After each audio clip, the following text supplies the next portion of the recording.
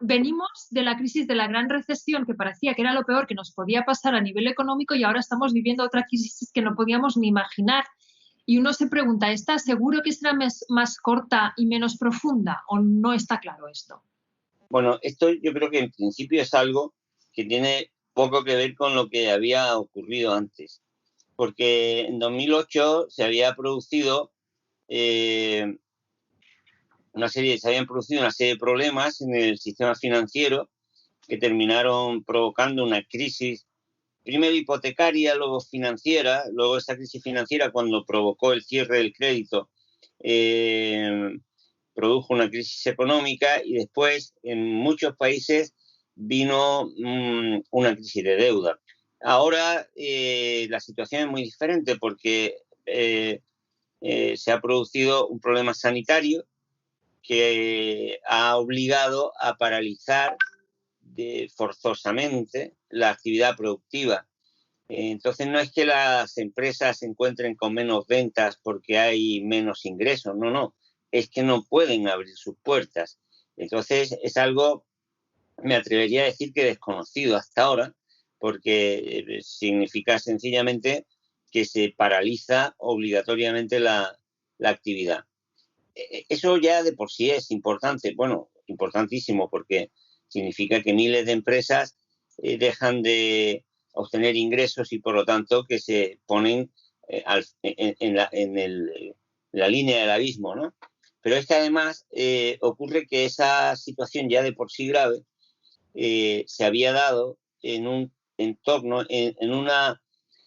en un camino, digámoslo así, que estaba ya sufriendo una ralentización que venía de los últimos meses, con lo cual, digámoslo así, lo que está ocurriendo, lo que ha ocurrido es pues un shock inesperado, externo, en cierta medida, a la economía, y que de pronto se ha producido en una situación en la que el paciente ya estaba teniendo problemas importantes. Claro, eso es una acumulación de circunstancias muy desfavorables. Y el problema de la paralización de la vida económica es por una razón sanitaria, pues es de una gravedad extrema, porque significa que una parte muy importante de la vida empresarial, del empleo, está sin funcionar. Entonces, si no se inyecta inmediatamente recurso vital a las empresas, pues las empresas, a poco que pasen unas semanas, van a cerrar, van a caer. Y eso es gravísimo. Sí, porque claro, aquí lo principal que se tiene que hacer es dar dinero a las familias y garantizar que las empresas, cuando esto pase, que ahora se podrán mantener para que cuando esto pase puedan seguir funcionando. Vamos por partes. Si hablamos primero de las familias, y garantizarles estos ingresos para que puedan mantener la mínima vida, ¿no? Claro, hay un personaje polémico en Estados Unidos, Donald Trump, lo que ha hecho es mandar un cheque directamente a las familias, hasta creo que a los menores de 17 años también les ha llegado dinero.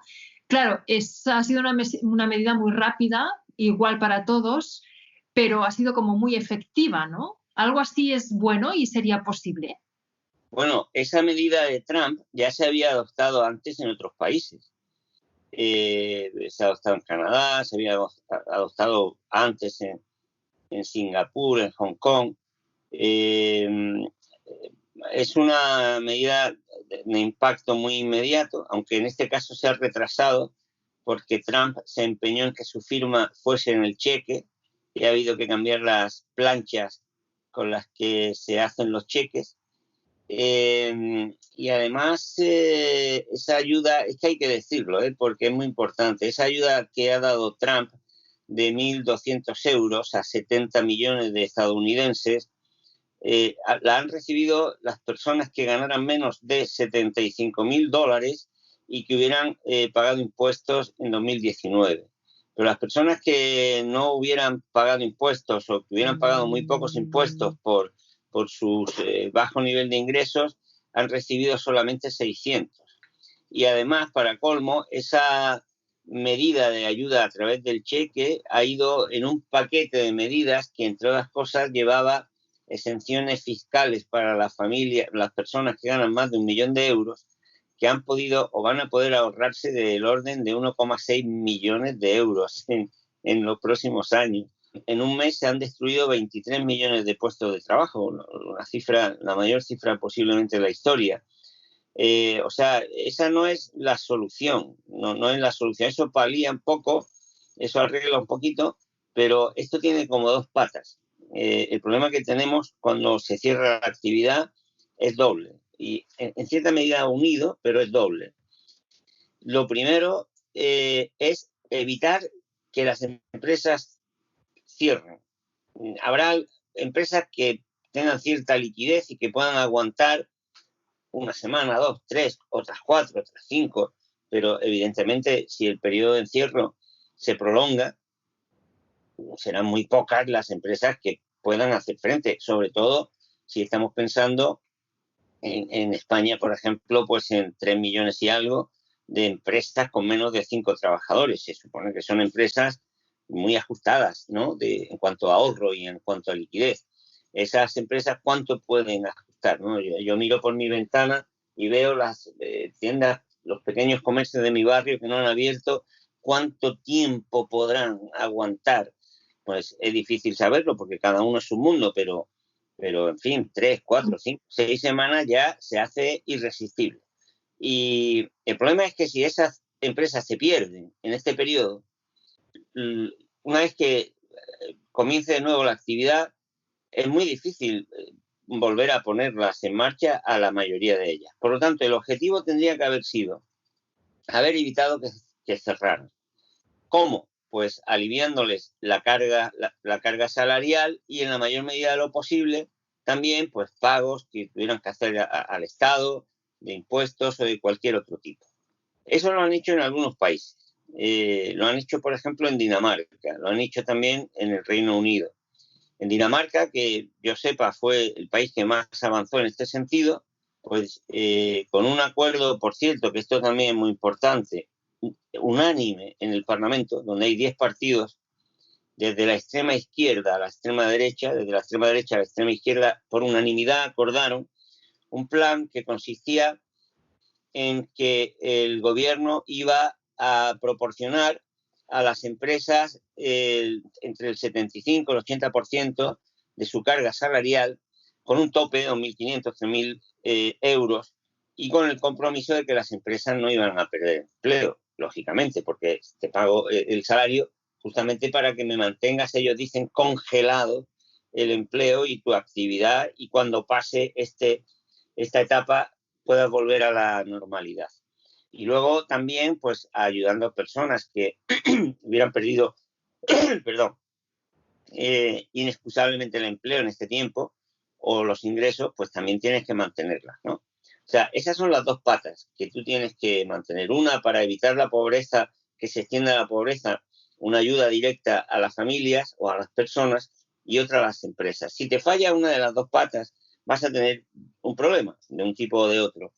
Eso lo ha hecho Dinamarca, le ha costado alrededor del 13% del Producto Interior Bruto, que es mucho dinero, pero va a lograr que sus empresas se mantengan durante este tiempo. Y va a pasar más o menos igual en el Reino Unido y en otros países que han hecho esta operación, por así decirlo, de congelamiento.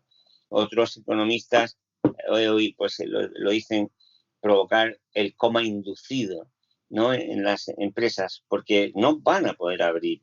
Al menos cuando esto se reinicie, pues esas empresas van a estar vivas, ¿no?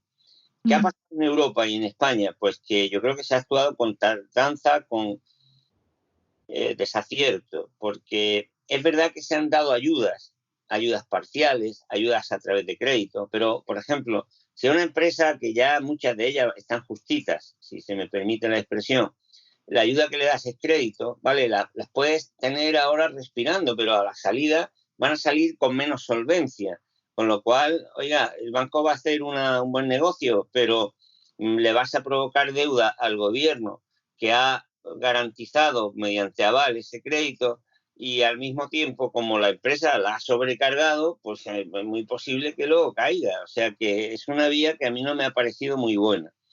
Después, en lugar de dar el dinero a las empresas y que las empresas mantengan el empleo, lo que se ha hecho ha sido recurrir a la figura de los ERTES, como sabemos todos, ¿no?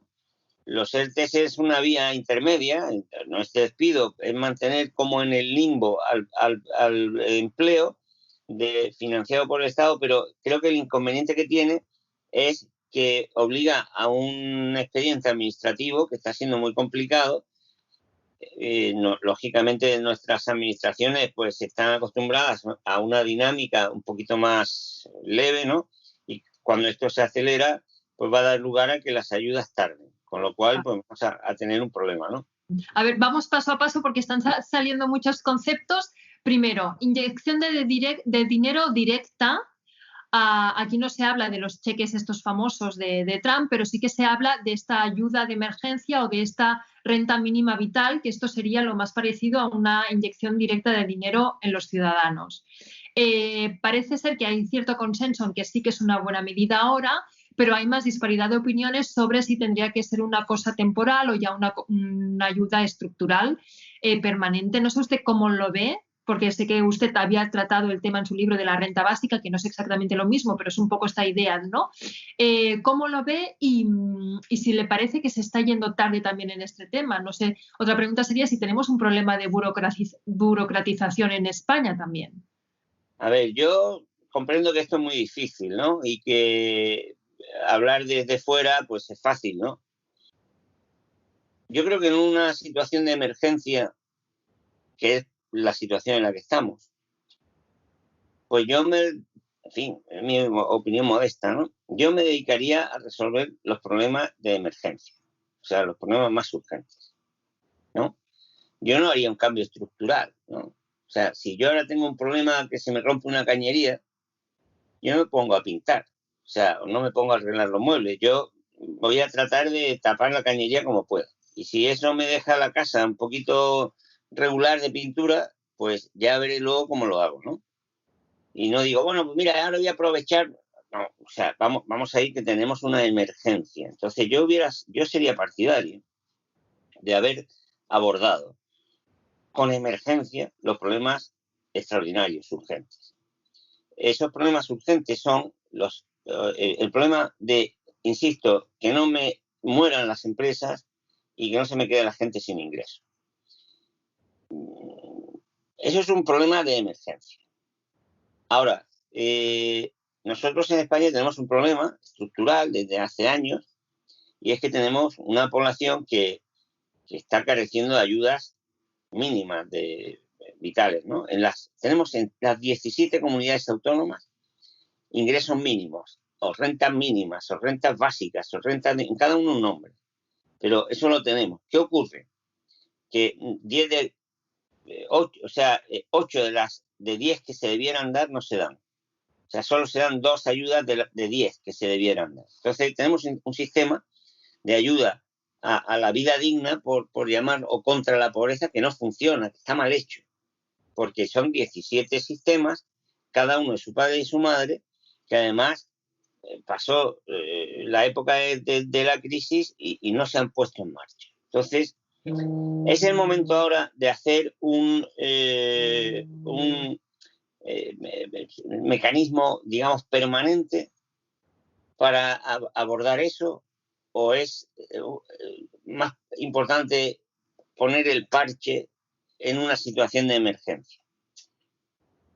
Yo creo que es esto último. Comprendo que es difícil porque a lo mejor se me puede decir, hombre, pues ya que pones el parche, que sea una cosa estructural. Yo hubiera ido a resolver problemas de emergencia. La solución que va a dar el gobierno, que parece que es rápida, que se va a poner en marcha pronto, bueno, pues no es mala, pero va a llevar consigo un trámite administrativo y tal, pues que lógicamente hará más lento. Ahora, ¿cuál era la alternativa? Hombre, la alternativa era que si hay ya 17 sistemas que están funcionando, hubieran funcionado. Y que funcionara. Que claro, el problema que hemos tenido es que teníamos un aparato que no funciona. Tú estabas en la idea de que tu mecanismo funcionaba. A lo mejor hubiera sido más fácil si las comunidades autónomas tenían esos sistemas de rentas de inserción mínimas, básicas, cada uno con un nombre, pues que se hubiera dicho, a ver, inmediatamente ponme en marcha cuántos tienes, cuánto necesitas y aquí está el dinero. Y ya mañana veré lo otro. Yo escribí en uno de los artículos que escribí, yo dije, mire, yo defendería cualquier medida que sea, se llame como sea, con tal de que sea la que llegue más rápido, la que con más seguridad llegue a quien lo necesita y la que me cueste menos.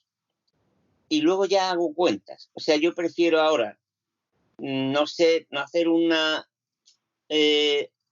ayuda muy fina y darle a un 10% de personas que no lo merecen o que no lo necesitan y luego lo reviso, que no hacer ahora un sistema que sea muy preciso y tal, porque es que me va a llevar más tiempo y hay un problema de millones de personas que lo necesitan, ¿no?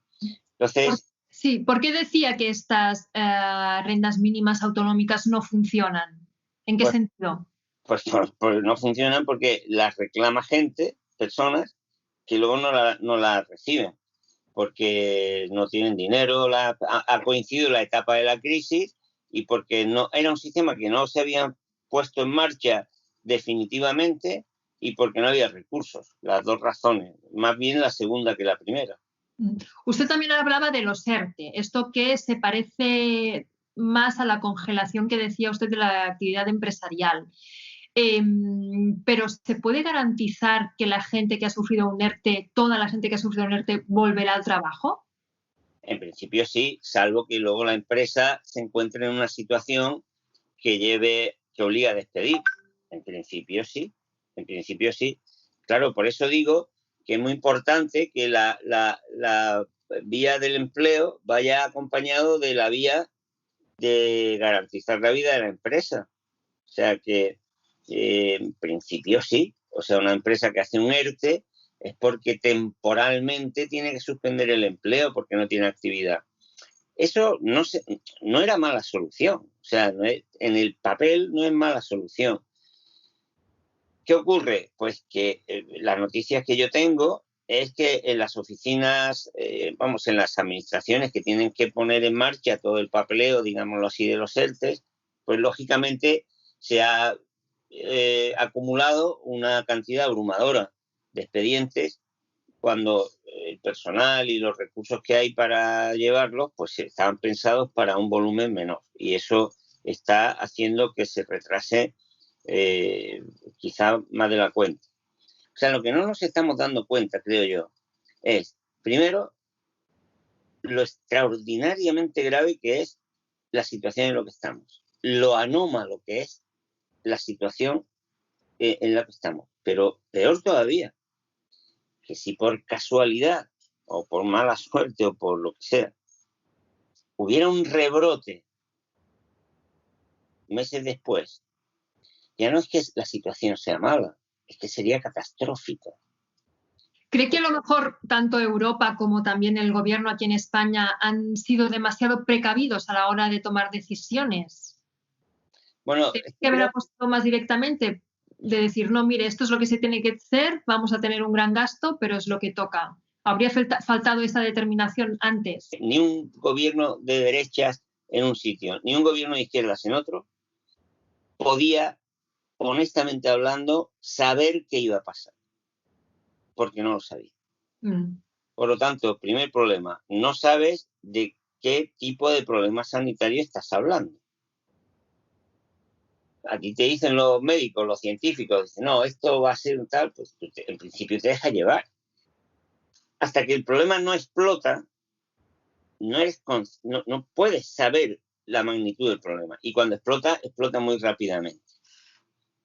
Cuando te enfrentas a eso, dices, bueno, ¿y cómo actúo? Hombre, ahí yo creo que entre el paso de percatarte que el problema sanitario era muy grande y que antes o después ibas a tener que cerrar, ahí sí creo que hay un retardo en cuanto a la respuesta económica desgraciado, por llamarlo de alguna manera. Claro, cuando había que rascarse el bolsillo. porque ahí viene el problema, ¿no? Y yo creo que ahí sí que se ha notado que los gobiernos han ido lentos. Yo desde el primer momento, vamos, yo y otros muchos economistas decían, oiga, esto es gravísimo, se va a parar la actividad y si se para la actividad todo se viene abajo. Por lo tanto, usted tiene, si no quiere que esto se le vaya abajo, tiene que mantenerlo vivo. Y si quiere mantenerlo vivo, le tiene usted que poner el dinero. Pero claro, ¿quién pone ese dinero? Yo comprendo, si tú tienes un banco central que te lo da, pues lo pones. Pero si no lo tienes y estás en un club como es la Unión Europea, ¿qué hace España? ¿Va por su cuenta a los mercados internacionales? Yo comprendo también al gobierno, o sea, al español, al italiano. No, es complejo, es complejo. Nadie querría encontrarse en la situación de tener que gestionar todo esto, seguramente, ¿no? Ahora hablaremos del Banco Central Europeo, porque en un artículo usted ¿no? lo comentaba como una posible solución recurrir a él, pero lo comentábamos, en principio la gente que tiene ERTE sí que volvería a trabajar, pero esta crisis entonces no nos llevaría a un paro elevado, o sí que puede ser que de aquí salgamos con un paro elevado. Si hemos congelado la vida de las empresas, nos va a costar mucho dinero en deuda, pero a la salida del encierro vamos a ir recuperando la actividad. Ahora, si las empresas han cerrado, van a caer. Y si el proceso, o sea, el encierro dura más de la cuenta y en muchos países y se rompen las cadenas de suministro, si esta crisis se sobrepone sobre la que venía de antes, pues entonces nos podemos encontrar con unos niveles de paro muy grandes. Muy grandes, no, lo nunca visto. Es que ya lo estamos viendo en Estados Unidos. 23 millones de desempleados en un mes. Y en España el crecimiento del desempleo en un mes, 300.000. Grandísimo. O sea, si no garantizamos la vida de las empresas y si no actuamos con decisión, poniendo ahora el dinero que hace falta, y si vuelve a haber un rebrote, pues entonces ya, vamos, la situación es muy calamitosa, de una auténtica catástrofe. Pero no es por exagerar, es que, a ver, imaginemos que esto va bien y en 2 o 3 semanas termina el encierro, comienza a abrirse la actividad, pero no toda. ¿Cuánto tiempo van a tardar en España los hoteles, los bares, los centros de ocio? Es que vivimos de eso, los servicios de consumo social. Bueno, vamos a dar por hecho que eso es septiembre, octubre, noviembre, pero ¿y si viene una segunda ronda del virus?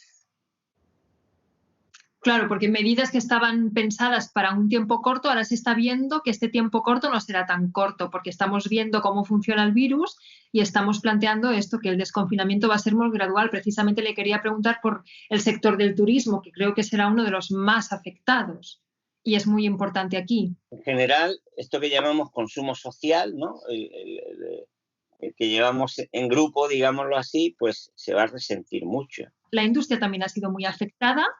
Hay datos que dicen que un 30% de las industrias achaca su desplome de la actividad precisamente a la afectación en esta cadena de suministros que ha provocado esta crisis de la COVID, porque, bueno, como se han cerrado fronteras, ha habido problemas, pues estas cadenas de suministros se han roto y a raíz de aquí algunos hablan de desglobalización o de que la globalización se podría ralentizar. No sé si cree usted que vendremos cambios en la industria en el sentido de que algunas cosas deslocalizadas podrían volver, las industrias serán más precavidas o calcularán más riesgos que pueden tener relacionados con estas cadenas de suministros. No sé si cree que en este sentido veremos algunos cambios.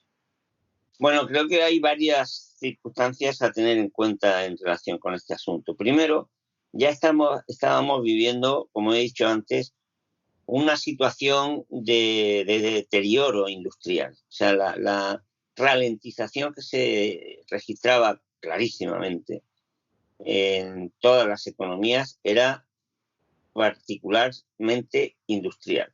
La industria estaba en crisis por una razón muy sencilla de entender, y es que en los últimos años el sector financiero se ha desarrollado tanto y ha proporcionado tal grado de rentabilidad especulativa que los capitales se van allí. Y lógicamente eso, pues como que deja secos a otros sectores. Dicho con una expresión un poco más técnica, la rentabilidad, la tasa de rentabilidad en el capital industrial, en la industria, en la actividad productiva, típicamente productiva, baja mucho, porque sube en gran medida la rentabilidad financiera. Entonces, eso hace que se vaya produciendo menos inversión, que el dinero se vaya donde va a obtener más beneficios, y eso que venía de años se iba agudizando últimamente, de tal manera que la industria estaba en declive. Si ahora se le añade este impacto tan grandísimo, pues eso se va a agudizar. O sea, fíjese que las medidas del gobierno, del Banco Central Europeo, de la Reserva Federal, ¿cuál ha sido? Comprar activos financieros, salvar las bolsas. Hombre, no se da usted cuenta que está salvando lo que menos hay que salvar, y usted está dejando que se caiga la empresa que crea bienes y servicios. Entonces, ¿qué puede ocurrir? Que como consecuencia de esa crisis que venía y del encierro, del cierre, pues esto que llamamos las cadenas de suministro es una empresa que le vende a otra, que le vende a otra, que le vende a otra. Si se rompen, puede ocurrir que llegue un momento en que diga, bueno, en España ya comienza la actividad, y comienza la actividad en España, pero las empresas no obtienen los recursos que necesitan porque vienen de otros sitios. Claro, esta expectativa, que todavía ni siquiera se ha llegado a producir de una manera completa, pero sí en algunos campos. Por ejemplo, no tengo mascarillas, por ejemplo, no tengo respiradores. En Estados Unidos, el 80% de las medicinas que se consumen allí se fabrican en China. Entonces, cualquier estadounidense dice, oye, que aquí, ¿para qué quiero yo ejército? Si resulta que otra potencia es la que produce la medicación que necesito. En Italia no tienen material sanitario y Alemania le dice que no se lo vende.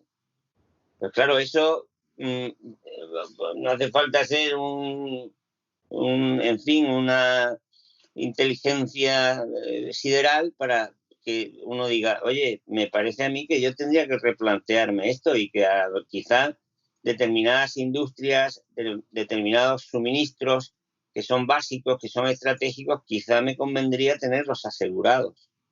Lo de la globalización está muy bien, pero es como esto es un mecanismo de cañerías globales, pero como se pinche en un sitio, me quedo sin nada. Entonces, ¿no será a lo mejor más conveniente la agricultura? Claro, hasta ahora era muy bonito, te llegaban, ibas a una tienda y veías sitios, o sea, productos, yogures, verduras, frutas que venían de todo el mundo. Ahora resulta que no te van a venir. Ahora llegas a los supermercados y muchas cosas no vienen, porque no hay aviones, no hay barcos.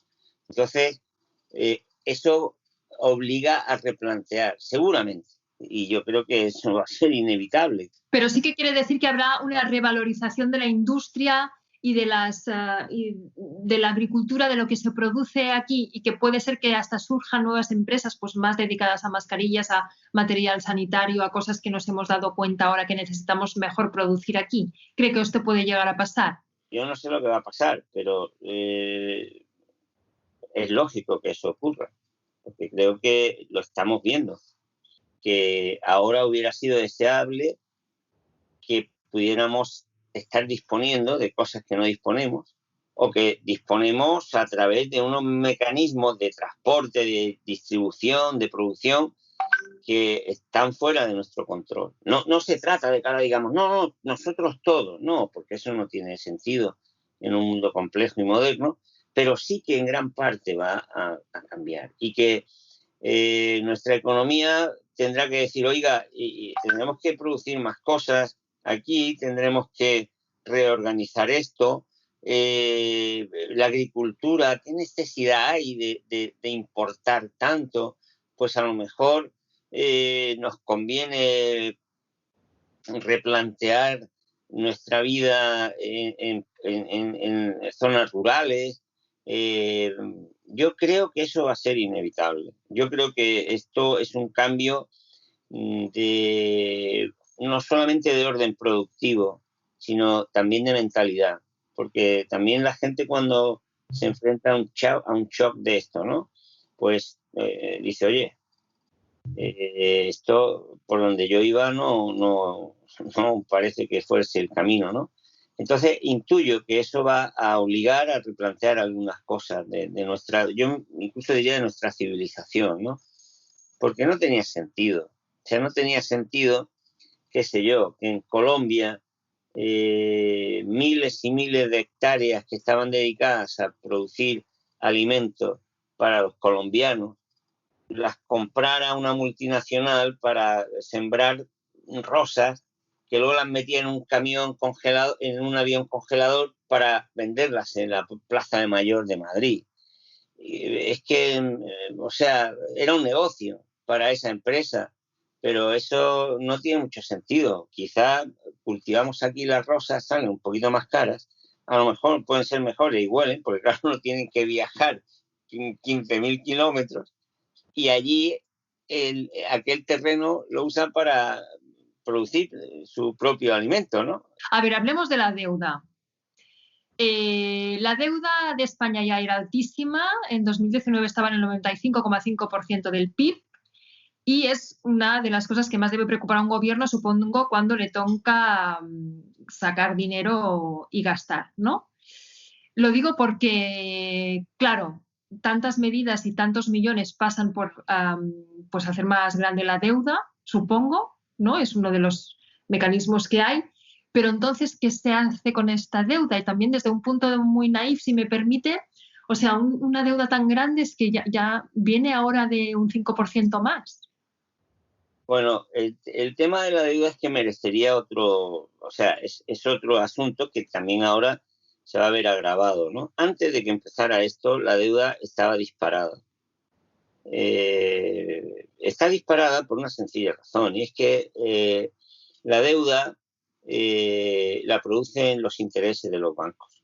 Mire, desde el año 95 al 2018, toda la deuda, todo el crecimiento de la deuda de Europa son intereses. En España, del año 95 a 2018, el 63% del crecimiento de la deuda son intereses. ¿Qué ocurre? Pues que los bancos lograron cambiar las normas de los bancos centrales, que podían financiar a los gobiernos sin interés. Y claro, si te financian, de pasar de que te financien sin interés a que te financian 3, 4, 5, 6, al porcentaje que sea, pues la factura de intereses se dispara. Eso es la primera barbaridad que ha hecho que la deuda se multiplique. En segundo lugar, la deuda es un negocio de la banca. La banca crea dinero de la nada cuando da un préstamo. Entonces, claro, tiene la facilidad de dar todo el dinero que quiera sin tenerlo previamente y haciendo negocio con eso. Quien quiera que tenga ese negocio no va a dejar de utilizarlo. Y como tiene tanto poder, pues la banca influye para que las políticas y las leyes que se adopten sean políticas y leyes orientadas a aumentar la deuda, su negocio. Lo mismo que mi vecino que tiene un bar, desde que se levanta hasta que se acuesta, está dándole vueltas a ver cómo puede tener más clientes en su negocio, en natural. Y eso es lo que hace que el volumen de deuda que hay en todo el mundo pues haya crecido de una manera tan extraordinaria en los últimos años. Añadido a eso, pues claro, hay políticas económicas que han creado más desempleo, menos niveles de producción, que han alentado la riqueza financiera, que todo lo cual pues va añadiendo deuda. Eso es el problema, digamos, estructural, que es el de unas economías que se han acostumbrado, o sea, son deuda dependientes, ¿no? Se han acostumbrado a funcionar con el motor de la deuda, lo cual las hace explosivas. A eso añadamos que viene un impacto como el del coronavirus, que obliga a realizar unos desembolsos extraordinarios para cualquier país, que lógicamente tienes que financiar con deuda. Pues eso quiere decir que tu deuda va a aumentar todavía más. Desde mi punto de vista, lo que en los próximos tiempos se va a poner sobre la mesa, inevitablemente, ya lo ha dicho el Fondo Monetario Internacional en el informe de abril, que salió hace unos días, que seguramente decía había que ir a plantear problemas de retardo en el pago de la deuda e incluso de reestructuración. Lo dijo el Fondo Monetario Internacional. ¿Por qué? Pues porque la deuda ha alcanzado tal nivel que es impagable. Mira, ahora si imagínate que nos diéramos todos los gobiernos, todas las empresas, todas las familias del mundo, nos diera por hacer lo que nos dicen que hay que hacer. Venga, paguemos la deuda. No hay dinero. La deuda es casi 3 veces más que el dinero que hay en el mundo. No se puede pagar la deuda, aunque se quiera. Entonces, oiga, usted me ha echado en la espalda algo que no puedo pagar. Todo tiene truco. Es el truco del interés, ¿no? Entonces, esto llega a un momento antes o después en el que es inevitable hacer un poco de tabla rasa. Porque esto no tiene sentido. Y los jubileos de la deuda se han hecho durante toda la historia. Porque llega un momento que no se puede más. Es que no, o sea, esto ha crecido tanto que te lo tienes que quitar de alguna manera. Entonces yo creo que, yo no sé si se va a tardar 1 año, 2 años, 3 años, 5 años, pero lo que está claro es que esta explosión descomunal de deuda que hay en el planeta tendrá que pincharse por algún sitio. Y el pinchazo, será el decir, bueno, oiga, vamos a poner esto, no digo que a cero, pero sí a reestructurar, ¿no? Eso además se podría hacer ya bajando un poquito más al terreno. Por ejemplo, en los países europeos que tienen un nivel de deuda muy alto, ¿no?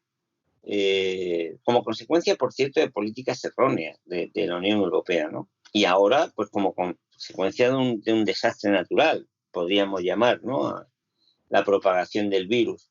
El Banco Central Europeo, que puede crear dinero de la nada, como se ha demostrado cuando ha dado todo lo que ha querido a la banca, puede sentarse con los gobiernos y decir, usted que tiene el 100% de la deuda, yo le voy a dejar el 60%, que es el porcentaje que hemos visto. El resto se lo compro.